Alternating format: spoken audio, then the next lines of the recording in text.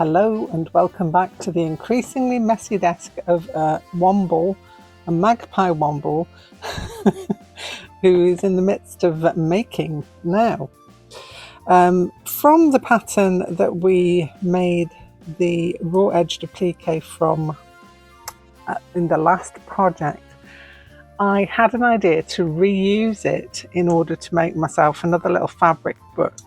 Now, I don't know if you've seen the fabric book that I made previously, but I'll show it to you now. So this is the one that I made for all my swappy squares. You see that in there. And I had a look at Jeri Bellini's idea for putting this one together. Now I'm going my own way with this one, trying to do it in a slightly different way, but still trying to retain the basics of making a book. And so this is my test piece that I did the first one out. Now all I got was some felt, some just plain old everyday craft, well, it's not craft felt, it's a mix of wool and acrylic, because I do like to work with something that's got some kind of, it's not going to rip apart, and the craft felt sometimes is a little bit too flimsy, unless you've got the stiff craft felt, in which case that's all fine. Anyway, some kind of felt as a backing. So if I show you on the back of there, you can see that's a piece of yellow. This is the felt I used here as a backing, and I cut myself a 5.5 by 5.5 inch square, or thereabouts. It doesn't have to be exact, or you can do whatever size you like if you want to have a go at doing this as well, but that's the one that I did. And if you've seen my previous videos, if you haven't, go back and have a look. I laid out my fabrics. I had scrap fabrics, laid them out, and before I put the decoration on them, this is what it looks like. So I've got a mixture of organic-y kind of circles and ovals and triangles. Triangles? There's no triangles here.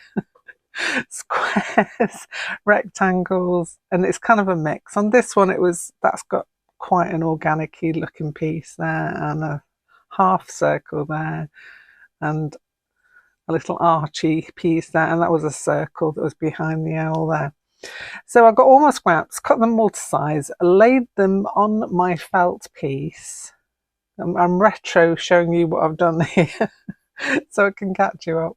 But if you want to know how I lay these out, I've got loads of videos in my slow stitching playlist that you can have a look at to see exactly how I lay them out. So in order to not go through that all again, go and watch one of those and then come back and have a look at this one. Basically, it's just pieces of fabric laid out, and then what I do is I get a thread such as this one here, which is my favourite thread. It's the Orifil 3817 Orifil 12, and it's called Marrakesh, I do believe. And I used that to go all over my piece in running stitch. So I did that on both these pieces. So I've got 2 of those pieces.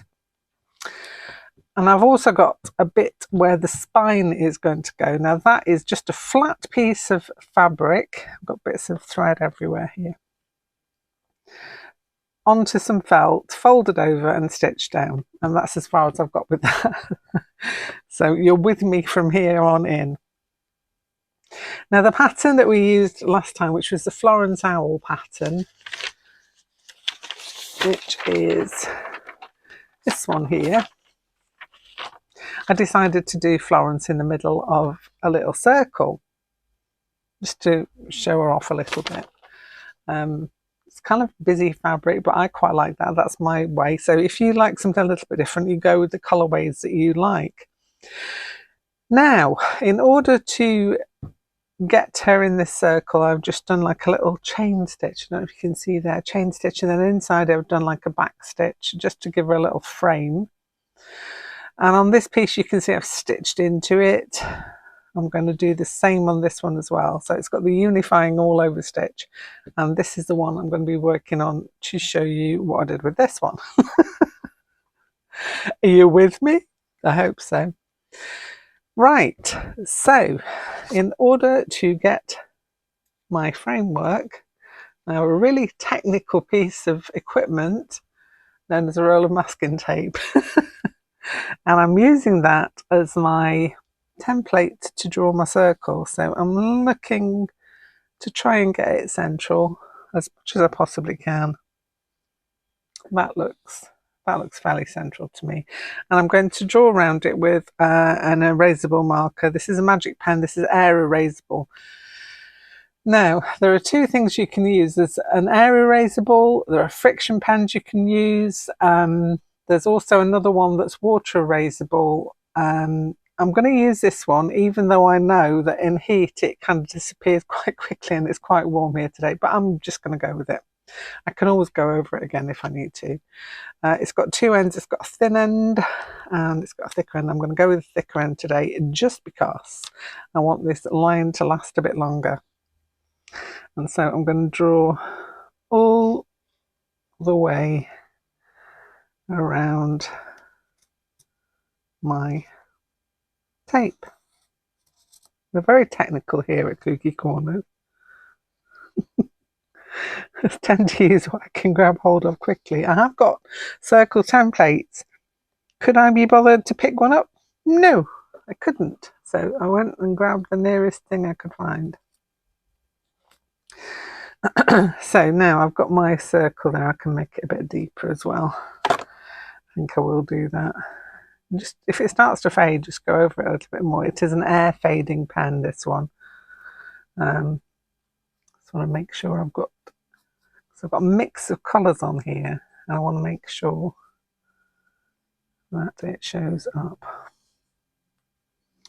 Okie dokie. Right, I've gone with quite a dark thread, so I'm going to do the same again with this one and find a needle that fits it. Where are my little embroidery scissors? There they are. Hiding away. The microphone's gone AWOL. Such is life. It's very warm here today. Very warm day indeed. So I'm going to try and attempt to thread this needle. Actually, I might do the small one. Just because it's not going to be any easier. It's always worse when I'm on camera. It's strange, isn't it? I can thread them no problem when I'm off camera. On camera, thread says no, needle says no, needle the thread, it's not working. I'm going to do it and come back. Needle threading level accomplished. It was a lot easier when I'm not on camera. Now, you're going to ask me the question. You've got lots of decoration on there. Why have you not stitched all these down? Well, the reason being is I want to get my owl in place so that I don't do all the unnecessary stitching underneath, if you see what I mean. Because once I've got the owl in place, then I am going to be stitching over it, which kind of is what you could still do if you wanted to. But I prefer to get all my elements down, get all your elephants in town, and then continue from there. So I started my cross stitch, chain stitch. I can't even get my words together today because it's so warm outside. Okay, so chain stitching, however you do it, this is my way. Oh, the sun's gone in. That's just changed the camera levels and everything. I do apologise, but the sun will do as it will. Okay. So, yeah, if you do your chain stitch in a different way to me, you do you. This is how I do it. So I'm going to do my chain stitch all the way around this circle, like I did with this one. And then, because I'm feeling extra, you can do you. I'm going to do me, and I'm going to do me with gold thread. This gold metallic thread is my favourite of all time. It is the one that least tangles, so I buy 3 rolls of it whenever I can. And it's the DMC Diamante Grande. It's the big version. It's also, you can, if you can see, you can split it out into smaller strands if you want to. I used the whole lot on a fairly big needle, and I didn't have a minute's problem with doing this back stitch with it. So that shows you how good this thread is. I have used many other metallic threads before with varying degrees of success, but that's the one that works for me. So going back to what I'm saying, I'm going to go all the way around this, about maybe less than 1/4 of an inch, about 1/4 of an inch, yeah, less than 1/4 of an inch in. I'm just going to measure and go around, follow it around and do a back stitch in gold. And then we're going to put our applique pieces of our owl into the center. This time, instead of being all fabric, so if we look at the cards that I made on the last one, I'm going to go a mixture of fabric and felt. Just because I love felt. I'm a child of the 70s and fuzzy felt was my game of choice. I used to play for hours with a box of fuzzy felts. So that's it. That's what we're going to do to start off with. And then once I've got my 2 little squares, then I can start to add in any kind of other stitch that you want to. So decorative stitches, I like to go a little bit fluorescent. I was having such fun last night shining a black light on this, making it glow in the dark, because that's the kind of child I am. So yeah, had fun with the fluorescent thread on there. I do like a bit of fluorescent. I do appreciate that not everybody does, but I do. And so that's what I put on mine. So then once you've got that and you've done your stitching there and you've done all your extra stitches, you'll have 2 pieces, you'll have a front and a back, and then you can decide which of those you would like to be the front and back. I'm going to let you get on with that, and I will come back to you when I've also got on with this one and show you how we put the book together. So this piece in the middle, you can make it as big as you want your book to be. It really does depend on you. For this one, it's got about 2.5 inches for the centerpiece, and it's the same size. So it's 5.5 by, sorry, probably a bit bigger, 5 3/4 by 2.5, so that it matches up exactly with those. Have fun with your stitching, and I'll be back very shortly. It'll be, for you, it'll be seconds. For me, it'll be a couple of hours and a bit of audible, and I'll be back to show you how we put the book together. Okay, so it's a while later for me and a second later for you, and I'm back. And just to show you what I have done in the meantime, I got carried away listening to a very interesting podcast, and so I progressed quite well. So you can see I've got 2 owls now completed. The sides are both completed. I decided the second one is the one I want for my front cover, because I like them both, but I kind of thought this one, he got something about him, or she had got something about her. So yeah, that's the front one. That's the one I showed you that I'd already completed. That's the one that I've now completed. And you can see I have completed all the stitching around. Some extra threads in there. Just get rid of those. Sometimes you'll get them. You just need to pull them off. So yeah, chain stitch, back stitch. I then put my owl in, leaving enough room to put the legs on the bottom, because I've done that before. I put the owl too low down and I've not had room for his little legs.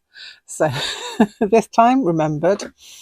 I've gone in and added all the stitches to hold down any of the bits that were flapping around. This is why I put the owl on first, because all underneath there, you've really no need to stitch. So I put this on first. If you want to know about how to put this together, the video previously to this one will show you. Hopefully that's the way it goes. It's Raw Edge Applique is the video you're looking for. I'll try and put a link in the description for that. So putting that all together is in there. I think I showed you the cards. Yeah, we made these. So basically I've just used that and then added some longer legs on with some little long stitches just by way of a change. Okay, next steps. So once you've completed both of your sides, then you need to put them together with the little middle bit that I showed you. You decide how wide that bit needs to be. I've decided mine was, let me go grab my ruler again. It's probably now about just over 2 inches now that I've sewn it. And all I did was blanket stitch down that side and that side. I've not bothered about the fact that I've got raw edges. I often deal with things that have got raw edges and I just blanket sew over the top of them, and touch wood, everything's been fine. If that bothers you that you've got a raw edge, then what you could do is add some bias binding, some short bias binding or small edge bias binding to the top, or you could do a little piece of fabric, fold it over to give yourself a finished edge. But I really don't mind that. I don't mind the edge being like that, because when I've finished, let me show you on my journal, kind of looks like that, and that's an unfinished edge, and this has been going for well over a year now and it's not coming apart. So once you've got the middle bit in and the blanket stitching, everything usually appears to turn out fine. so yeah, decide which one you want on the front. I decided that one, obviously, and now we've got some kind of a book situation going on. This is how I do mine. Then blanket stitch down there, blanket stitch down there, all attached together. What you do then is you need some stiff interfacing. This is quite a stiff one. I'm not even sure what make this is. It was on my shelf and it's just perfect. So I grabbed it.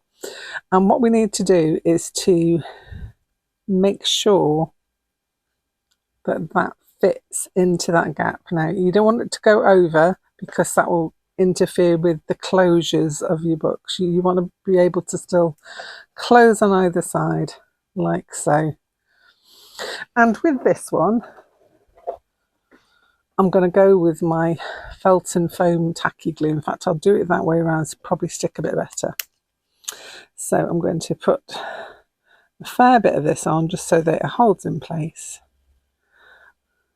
And you can use fabric tack, anything else that you've got. This just happens to be next to my desk. So that's what I'm using at the moment. And what we want to do is to make sure that goes into the groove. I won't sing the song, I promise. And what you can do with that is to put some kind of a weight on it or put some clips on it. I've got these handy dandy clips that I got when I was away.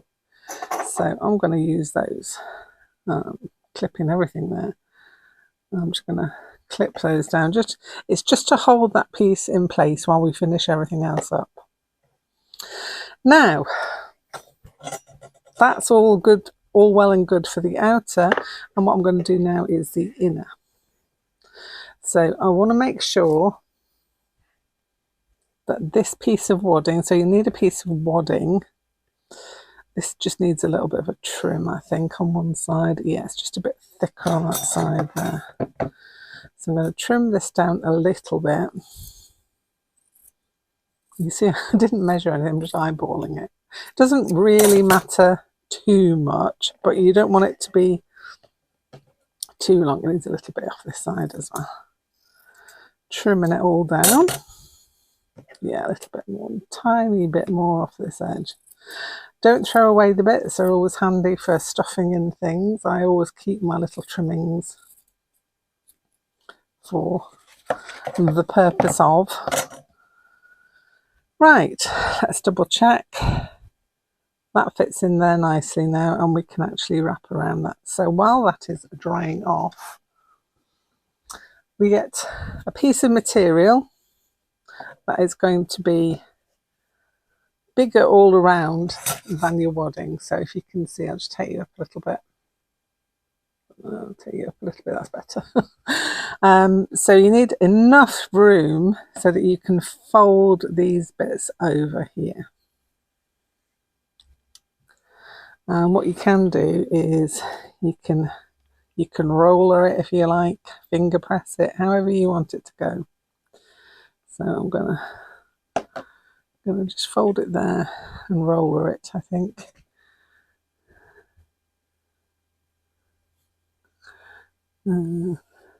Yeah. So got my roller press, gone down a little bit too much of that edge. I am not over fussed about it. It's very forgiving and you can menangle it in one way or another, but you want it to be fairly accurate, she said. Okay, so now I can pop that in there.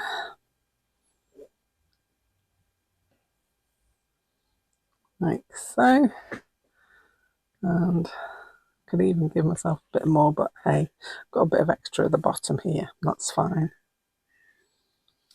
So that about there-ish. I'm going to finger press it first and then I'm going to roll it. You can take this to your iron if you want and give it a little once over just to make sure you've got that crease in there. Well, this generally does the trick. Some good old-fashioned finger pressing is a way forward. Back in with my filling. It's like making a sandwich, isn't it? Well, it's very much like making a sandwich. Give myself enough room at either end so I can fold over there as well. Okie dokie. Now, what I'm going to do here is, I'd usually grab my pens out, but they're on my other desk, and I'm too lazy to stand up and fetch them. So I'm just going to use these tiny applique pens to hold this in place. And you use as many as you feel comfortable with using. I tend to use more than expected just because I've got them, you know. So I'll just pin all the way. You could use the clips that I usually use. As I say, they're on my other desk and I'm lazy today because it's too warm. So I use what is instantly to hand. Okay, now I'll flip that over and do the other side. I hope you're having some nice weather where you are. And if you like rain, I hope. I am actually quite a cool weather person. I don't know if you noticed, but the places I've been visiting have been fairly cool. So I'm not really a hot house flower. I do like, I think my favourite time of the year would be autumn, closely followed by spring. Both of those I love to bits. And I do like the longer hours in summer, for sure, but it just sometimes gets a little bit overwhelming with the heat. Okay, so I pinned those. And now I'm going to try and menangle this. That's the word of the day. I'm going to take that pin out. So I'm doing a little, you know, like you do on a parcel, just to do a corner. Well, I'm trying to do that. And failing at the minute. Let's try that again. There we go. Okay, so on each of the corners, do a little parcel corner, fold it over, and then the pin, take it out, pop it back in again, and make sure that that's pinned down at that side as well. That's one. I'm going to put another one in just because I can. Yeah. I've probably got a little more fabric than I actually need for this, but you know what? Better too much than not enough. That's what I say. That goes for art. That goes for art supplies and stitching materials as well. Just so you know. I heard some very wise words once, and I'm reminded of them as I do this. I'm thinking, yes, I guess a lot of us stitchers, crafters, makers, artists tend to hoard things. But the very wise words I heard, and I can't remember where I heard them from, were that if you buy supplies and don't use them, then those supplies are not going to fulfill their purpose. If they just sit on a shelf and do not go anywhere, then they're not achieving their best. So you have to feel for your supplies and think, you've got to use them. If you buy them, you've got to use them. The times I've bought something and it's sat on my shelf for so long, especially like a medium, a painting medium of some kind, and it's gone off, I thought, oh, that was a waste of time, wasn't it? So my plan now is to try and use up things. That's the plan.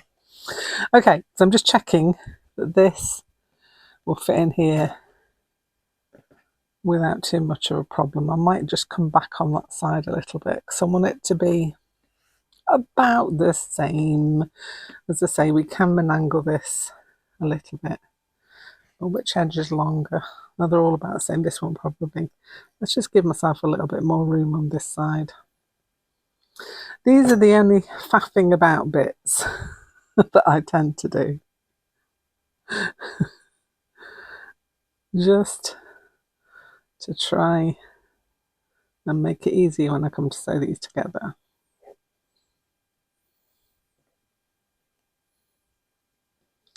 Now, when you've done this, you've got a choice. I'll go through the choice with you so you can make the decision. Because I've done this 2 ways and I don't know which way's the best yet. So, once you've got it like that, you can tack it down, take out your pins, and then you could stitch it to your backing.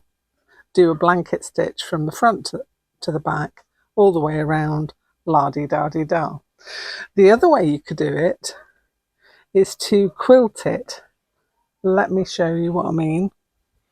So on this one, I went up and down it all with a running stitch, and that kind of gives a nice look for the inside of the cover. So you could do that. Now, I am tempted to do that after I've sewn it together because I have a feeling it'll kind of bring it in a little bit. And I'm thinking if it's already stitched down, there's only so far it can go. That's my plan. Now, the only problem with that is when I'm quilting it, I'm trying to remember which way I went down. When I'm quilting it, I want to make sure that I'm not going through to the front, but that's not a big deal because you've got quite a lot of wadding in there. And I just want to make sure this is going to close. Yeah, when you close it too, that's going to come to a bit more. So, dilemmas. I think I'm going to stitch it together. I'm going to tack it, stitch it, and then see what's what after that. That's the plan anyway. So you do however you would do the inner. I'm going to try my renegade way and see how that goes. So yeah, all the way around with a blanket stitch.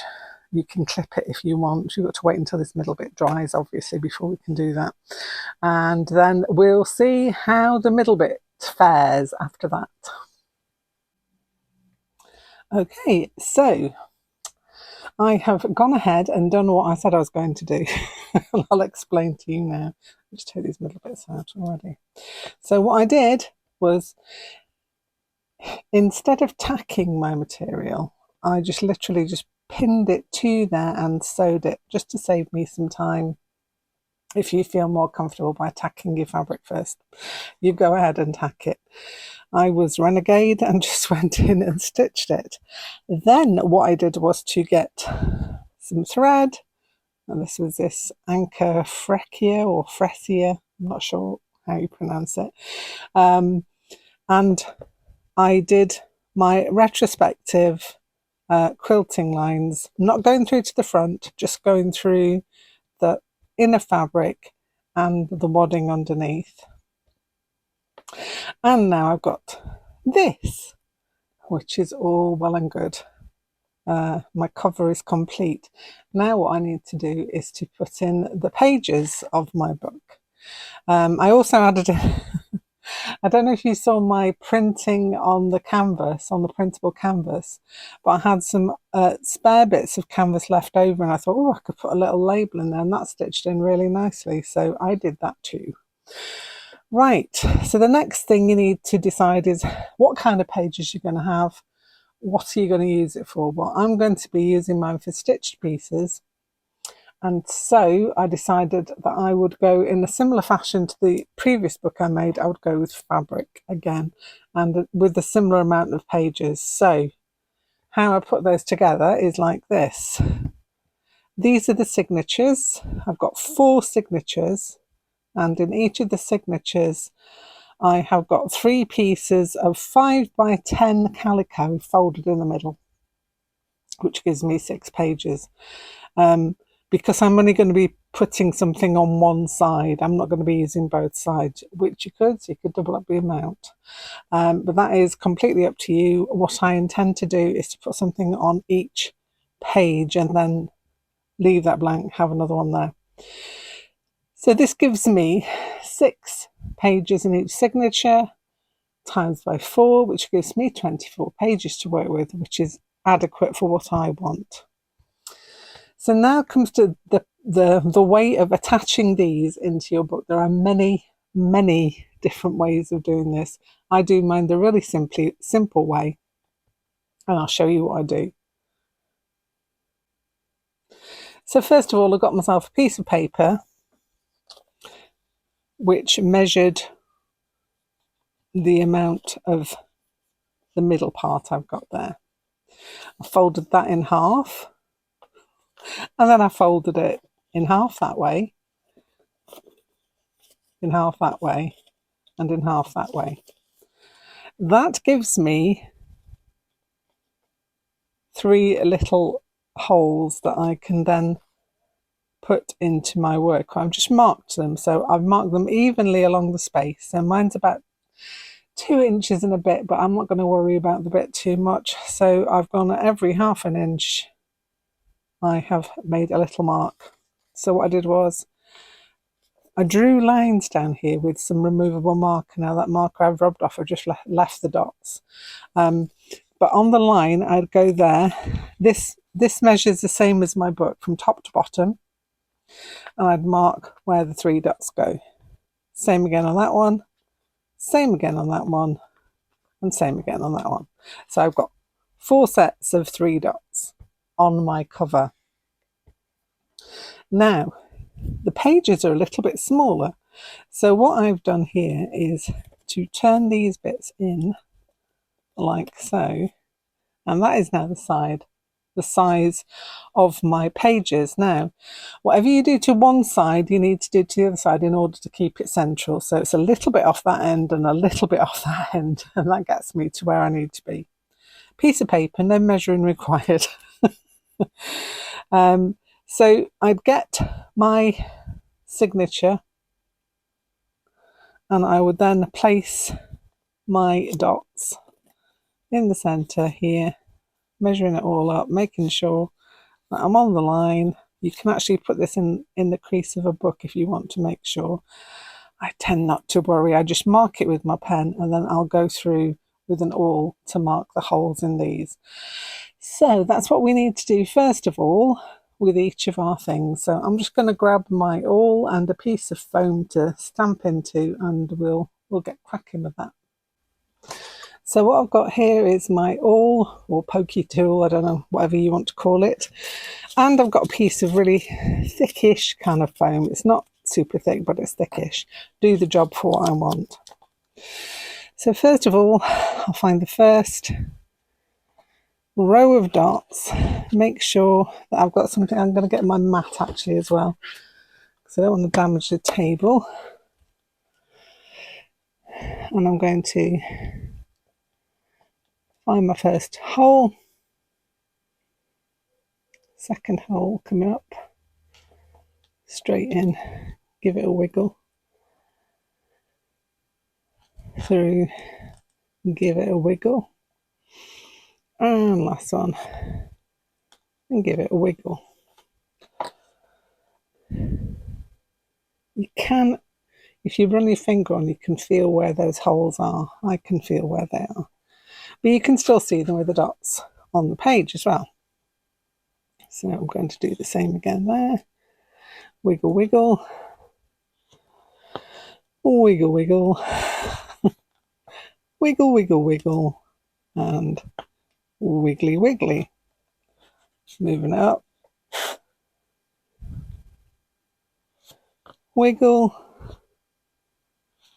wiggle, wiggle, wiggle. Okay, so I can see, you might not be able to see, but where those dots are there. Can you see that? Yeah. Right, now for the same with the signatures. So I've folded over my ends to find my center. I'm going to put my piece of paper on, make sure it's in the middle, and then I'm going to wiggle, wiggle, wiggle, wiggle, wiggle, wiggle. Can you see? It's gone through all of them. I've got 3 distinct holes. Right, now what I need is some wax linen thread. I've got this blue just because it was handy. And you don't want too much, but you want enough to go through. So I'm going to say, I overjudge this every time. I'd rather overjudge it than underjudge it, to be fair. So I'm going to go, it's kind of like, I don't know, 50 centimetres, half a metre, something like that. Can you tell I'm winging it? Thread my needle. Now, there are many ways to do this, as I said. I'm going to start in the middle. So I'm going to push that through there. And I'm going to leave that thread there, like so. I'm going to find my first, or where I'm going to start. You can start from either end. That goes through. Oh, no. It doesn't go through the end one, it goes through the middle one. Make a mistake to start off with. It is easy, but it's easy to change as well. This is not a hard part, believe me. It goes through the middle. It goes through the middle. Find my hole on the other side where I did a wiggle, wiggle. There it is. And that goes through there. Try and make sure I don't lose that thread on that side. Then, centrally, I'm taking that up. I'm holding on to that thread. I'm going back in there and through the hole in my fabric here, which I can menangle. You'll see menangle is a very popular word. And so putting that fairly tight so you can see it on there. And then I go down here through that hole again, tightish, and through the hole on this side, which is there, and it goes through the hole I made on this side, which is there. Oop, no, missed it slightly. You can actually clip your signatures together if you don't want to move around. I'm really not fussed too much because I know I can find the centre of them. That goes in there, like so. And then I'm going back down here, and I'm going through there, back up my centre, find a little hole, and then I can fasten this off. Fairly tight, not tight that you're going to rip through all of your bits. This is my way. You do you. I am doing me because this is the way I did last time and it's worked. And I'm doing right over left and then left over right. Making sure that knot's secure. And then I'm going to trim it off like so. And that is my first signature in.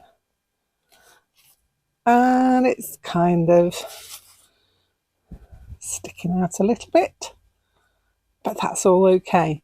Also, you notice that I've not done anything to the edges. I've just left them untrimmed, raw edged, and I like that. I don't mind that. If you do, then you can turn it over, whatever you want to do, however you want to do it. But personally, I quite like a nice raw edge that I can then fray, look like this.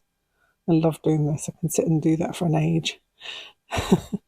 You don't want it to fray all the way down, but you do want a little bit of frayage, or I do anyway. So then you need to do that with each of the signatures. So then you'll have 4 signatures in your book. And here is the finished journal book, fabric journal, stitchy fabric journal, whatever you want to call it.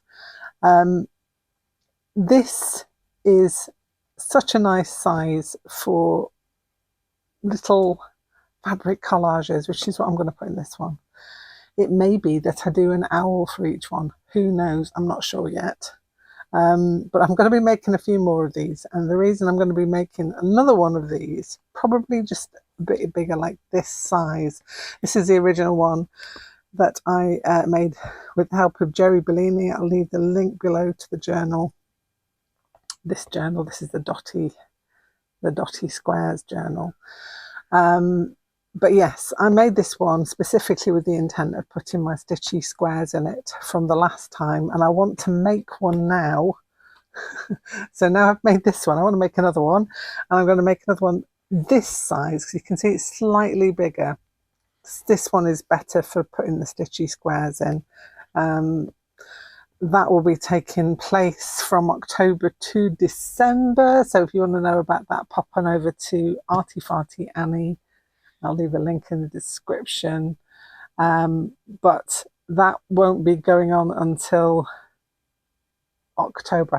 I think it starts in October the 1st, and you get until December to complete your stitchy squares and send them out. But I want to make another one for that. That's by the by. This I am so pleased with. Really love that little pattern of the owl that's worked out on both sides.